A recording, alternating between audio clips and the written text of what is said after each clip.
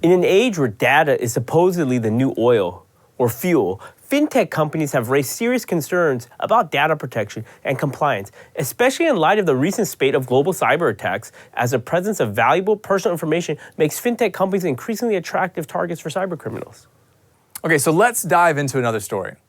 On Monday, November 24, 2014, a typical week begins at the Sony Pictures Entertainment's headquarters in Culver City, California, right next to Los Angeles. As employees began arriving at work, they realized that this is far from an ordinary workday. The image of a skull flashed on every employee's computer screen, accompanied by a threatening message warning that this is just the beginning. The hackers, calling themselves the Guardians of Peace, go on to say that they have obtained all of Sony's internal data, and if demands are not met, they would release Sony's secrets. Now, because of the hack, the whole Sony network was down, rendering the Sony employees' computers completely inoperable. The hack had brought the global corporation to an electronic standstill. On November 27th, the hackers leaked 5 upcoming Sony films online. This was the first of what were to become many subsequent leaks in the days and weeks to follow. Speculations began arising that North Korea may be responsible for the attack, in retaliation for the movie The Interview, which depicts an attempted assassination on North Korea's leader, Kim Jong-un.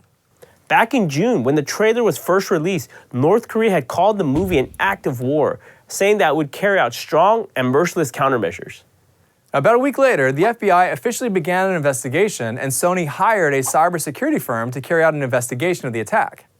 In the following days, more leaks were published online, including the salaries of top-paid executives and more than 6,000 employee names, job titles, home addresses, salaries, and bonus details. And reports also arose that Sony was fighting back, using hundreds of computers in Asia to execute a denial of service, or a so-called DDoS attack, on sites where its stolen data were being made available. On December 7th, C-SPAN reported that the hackers had stolen 47,000 unique social security numbers from the Sony computer network. Now, with this data being leaked on the internet, other cybercriminals instantly swooped in, leading to various fraud, theft, and other problems for Sony's employees. On the same day, North Korea denied all involvement, but called it a righteous deed of the supporters and sympathizers of the country. And beyond just coping with the cyber attack and the various leaks, Sony was also challenged on other fronts, such as by former employees filing class action lawsuits against the company, which they argued had taken inadequate safeguards to protect personal data. And Sony also faced battles with the media, demanding the media stop reporting on the stolen data, claiming that journalists were actually abetting criminals in disseminating the stolen information. On December 16th, Sony hackers threatened a 9/11-style attack on theaters that showed The Interview, which led to theaters across the United States canceling their premieres and Sony pulling all TV advertising for the movie. Urged by President Barack Obama to not give in to the hackers' demands, Sony instead jumped directly to a digital release. Now, on December 19th, the FBI officially implicated North Korea in the Sony hack. Now, North Korea proclaimed its innocence, and in the following days, heated rhetoric emerged from both countries. Now, other security experts have some doubt about whether North Korea was actually involved in the hack. Another theory points the finger at angry former employees, where others say it was the work of outside hacking groups that simply used the release of the interview as some sort of cover for their actions.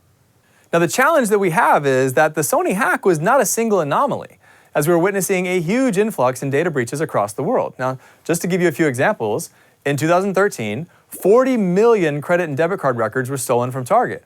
And just before the Sony hack, 56 million credit card numbers from Home Depot customers were also breached. In 2017, some of the biggest companies in America were also hacked, such as Yahoo, Uber, and Equifax. And in the case of Equifax, the hack compromised the data of around 143 million Americans. That's about half the US population and well over half of the adult population. And the hackers gained access to over 200,000 credit cards. And in 2018, we know that Marriott had a data breach affecting 500 million guests. So with all these massive data breaches globally, important questions naturally arise around our key principles of trust, proximity, accountability, culture lag, and privacy. Like, who owns your data and who's protecting it? Can you trust them? How may data protection be regulated? With recent technological advancements, are we able to protect our own data and privacy? We'll discuss these questions further with you in our next session.